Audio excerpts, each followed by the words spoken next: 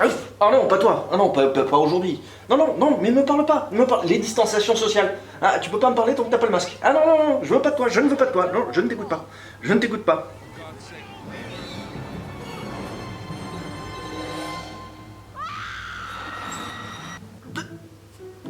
C'était quoi ça? Oh.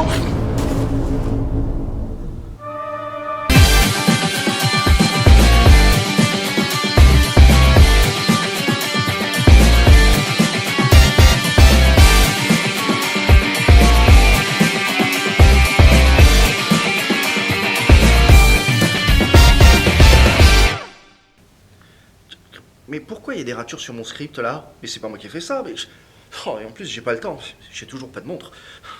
Bon ben, on y va comme ça, on verra bien. Bienvenue dans Perf. On a vu précédemment qu'aux États-Unis, c'est la loi du marché qui régule la production des films et le gouvernement ne s'en mêle pas. En France, c'était à peu près la même chose jusqu'environ à la Seconde Guerre mondiale où le gouvernement de Vichy... Non, mais te sens pas obligé de faire des blagues nulles, hein. Oh! À la fin de la Seconde Guerre mondiale, le cinéma français est dans un sale état. Les studios et les salles de cinéma sont en ruine ou vétustes et la production de films n'est pas folle, alors que les films américains s'en mettent plein les poches sur le territoire. Le gouvernement de... Vichy intervient donc d'abord en créant le COIC, on en a parlé juste là, et puis surtout le CNC. Non mais ça va, on a compris, ça fait 2 épisodes que tu fais ça. Le CNC apparaît avec 2 lignes directrices. D'abord renflouer un peu les caisses de l'État, beaucoup même, et notamment en luttant contre la mainmise des films américains.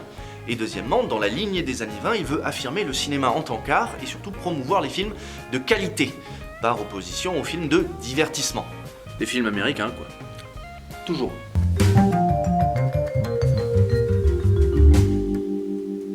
Bon, le CNC n'est pas là pour enfiler des perles.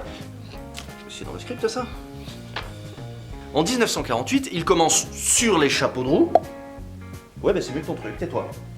Et il crée sa première loi, dite d'aide temporaire. Et c'est une absolue révolution. Et le principe est très simple, vous allez voir, filer de la thune aux producteurs et aux salles de cinéma.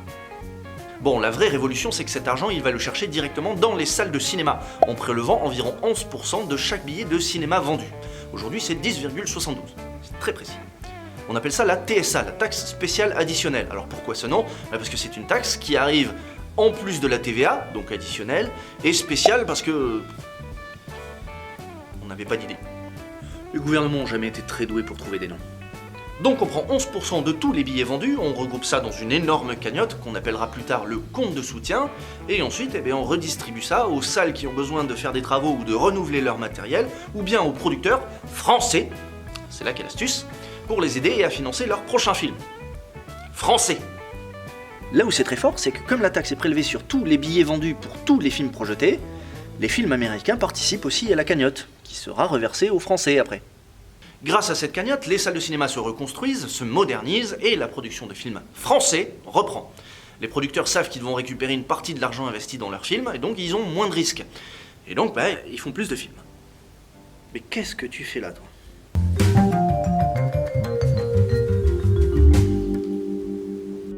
En parallèle, le gouvernement joue au bras de fer avec les Américains qui essayent d'imposer toujours plus leurs films dans les salles de cinéma françaises. Le gouvernement arrive à imposer aux salles de cinéma de diffuser les films français au moins 5 semaines par trimestre. Alors les exploitants de cinéma, c'est ceux qui dirigent les salles, ils râlent au début parce que les films américains, ça rapporte beaucoup plus. Mais le gouvernement n'en a cure. C'est quoi cette expression moyenâgeuse? Oh, le gouvernement n'en a cure, n'est-ce pas, Marguerite? Faut que j'arrête avec Marguerite. Le gouvernement s'en fout, et il leur répond, taisez-vous déjà, c'est pour favoriser la production des films français afin qu'on se fasse tous de la thune. Alors s'il vous plaît, soyez solidaires. Ensuite, le gouvernement passe un deal avec les Italiens pour que chaque coproduction franco-italienne bénéficie des avantages du système français et du système italien, c'est-à-dire plus d'argent. Ça favorise les coproductions européennes et ça nous permettra d'avoir des superbes offres telles que... Don Camillo. Bah si, avec Fernandel. La vache et le prisonnier. Avec Fernandel. Ils sont dans le top 20 des plus grands succès en France. Ah oui, tout de suite ça te parle, oui.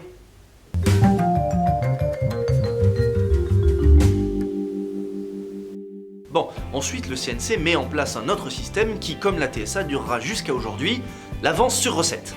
Le principe est simple. Le producteur, le réalisateur ou le scénariste dépose un dossier pour le film qu'il veut faire financer.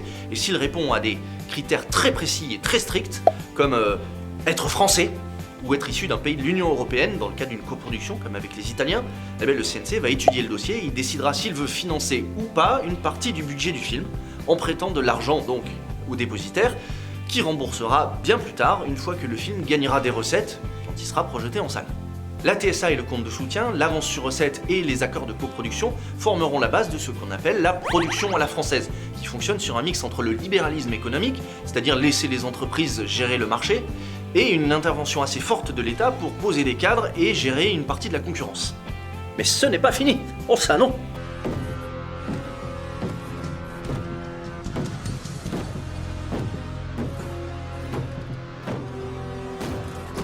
Parce qu'en 1959, il y a Malraux qui débarque en tant que ministre de la Culture.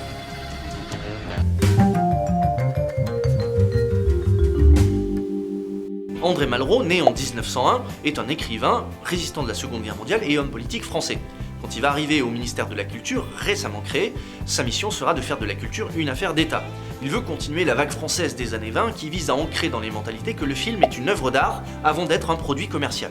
Dans la lignée de l'opposition désormais classique envers le cinéma américain où le film est considéré comme un produit de divertissement.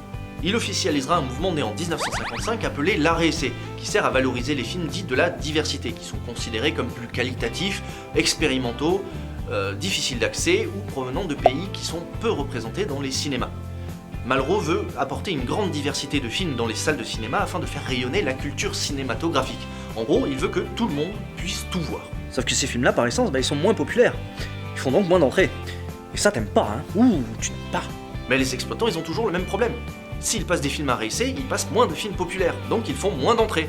Et donc moins d'argent. Donc globalement, ils sont pas très chauds.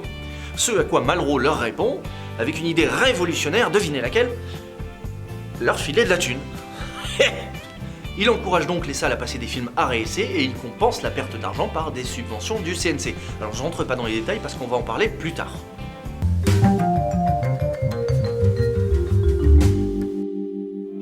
À ce stade, dans les années 60, l'État français, par le biais du ministère de la Culture et du CNC, encourage non seulement la production des films mais aussi leur diffusion en salle.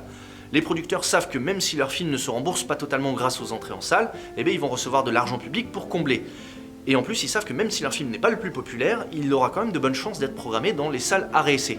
La production et la diffusion des films n'est donc plus régie uniquement par les lois du marché comme c'est le cas aux États-Unis. Parce que je vous rappelle que là-bas, si votre film n'est pas assez populaire, personne ne voudra le diffuser, puisqu'il rapporte rien. Et donc, vous allez faire faillite si vous vous adaptez pas au marché, c'est-à-dire à ce que les gens veulent voir.